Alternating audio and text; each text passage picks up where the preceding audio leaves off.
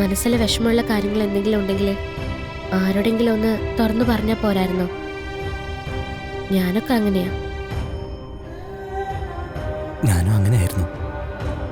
സന്തോഷമായാലും സങ്കടമായാലും ചെറുതായാലും വലുതായാലും എല്ലാം എല്ലാവരോടും പങ്കുവയ്ക്കുമായിരുന്നു.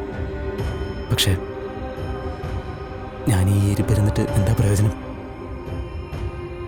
എന്നെങ്കിലും ഒരിക്കൽ ഇതുപോലെ ഇരുന്നങ്ങ് നിശ്ചലമാവും. അപ്പോൾ എടുത്ത് ആചാരപ്രകാരം അങ്ങ് കത്തിക്കും.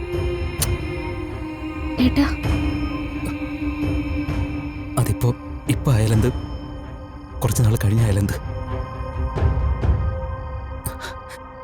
ഈ ഒന്നിനും കൊള്ളാത്തവന്റെ ലൈഫുണ്ടല്ലോ,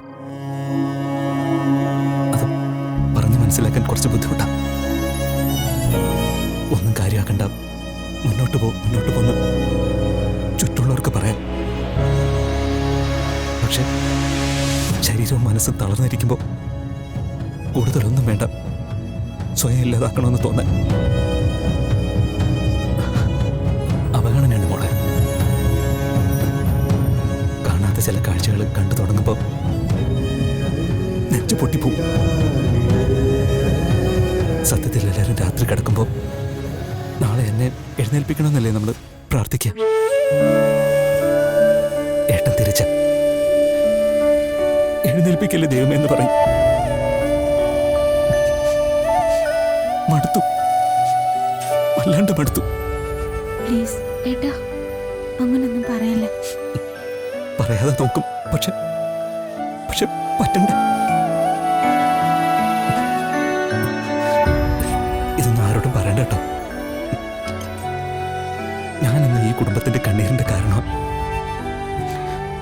കൂടുതലൊന്നും കരയിക്കുന്നില്ല ആരെ.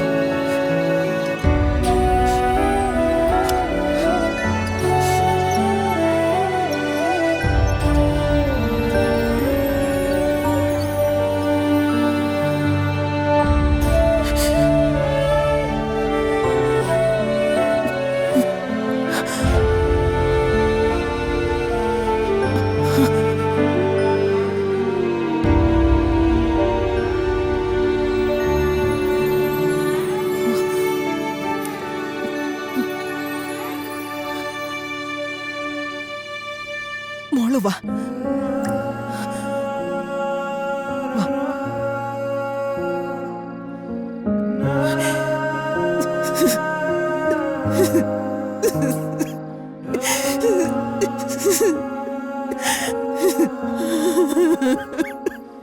മുത്തശ്ശി, പണവും പ്രതാപവും ഒക്കെ ചില സ്ഥലങ്ങളിൽ തോറ്റുപോകും മോളെ. അങ്ങനെ കണിമംഗലത്തുകാര് തോറ്റുപോയ സ്ഥലമാണവൻ. എത്രയോ നേർച്ചകള്, എത്രയോ സ്ഥലത്തെ ചികിത്സകള്, ആർക്കും അവനെ തിരിച്ചു തരാൻ പറ്റിയില്ല.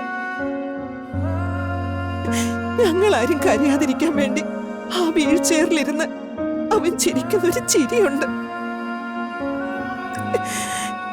എനിക്കറിയാം അതുള്ള കരയുമ്പോ പുറത്ത് കാണിക്കാതിരിക്കാൻ കരുതി കൂട്ടി ചെയ്യുന്നതാണെന്ന്.